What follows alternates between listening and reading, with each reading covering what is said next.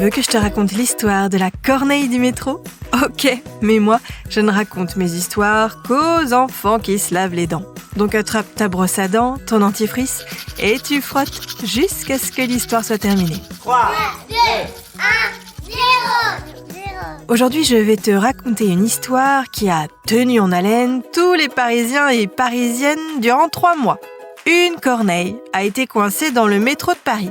Oui, tu as bien entendu, pendant 3 mois, une corneille était coincée à la station Ménilmontant. Comment elle est entrée là-dedans ? Tout simplement par l'entrée principale, comme tous les voyageurs et voyageuses. Elle a descendu l'escalier, certainement en volant, mais arrivée sur les quais, impossible pour elle de retrouver le chemin de la sortie.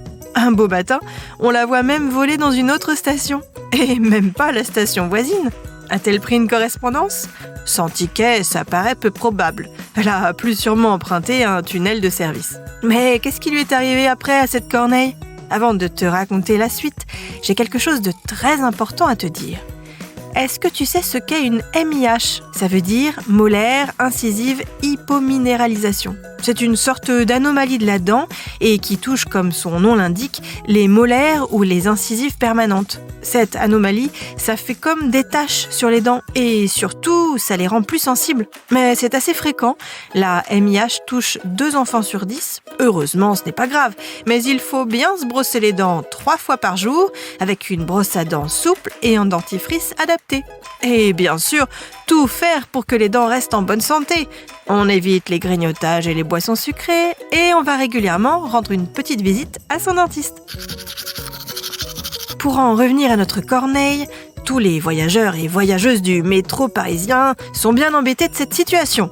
Ce n'est pas la place d'un oiseau de vivre dans le métro. Certains lui apportent même à boire et à manger. Du maïs, des morceaux de poulet, du steak haché. Des spécialistes sont consultés, sans succès. Et les services vétérinaires sont mobilisés, en vain. En plus, avec le passage toutes les 3 minutes d'un métro, c'est dangereux pour l'oiseau. Une nuit, une nouvelle opération pour la libérer est programmée. Toute l'électricité du métro est coupée, des filets sont installés par un spécialiste des corneilles qui la fait voler dans tous les sens. Et le plan fonctionne. La corneille est prise par un des filets. Si l'oiseau est évidemment très stressé, il est en bonne forme. Et au petit matin, la corneille est relâchée à proximité d'un parc. Ouf ! Après 3 mois stressants passés sous terre au milieu des métros, l'oiseau est sauvé et libéré. Bon, montre-moi un peu tes dents. Fais A, fais I. C'est pas mal ça, bien blanche comme il faut. Tant pis pour vous les caries. Allez, maintenant, au lit. Je vais pas aller me coucher. Retrouvez les épisodes des Dents et Dodo sur le site et l'application BFM TV et sur toutes les plateformes de streaming. Si cet épisode vous a plu, n'hésitez pas à lui donner une note, à vous abonner à la playlist et surtout à en parler autour de vous. C'est un podcast BFM TV.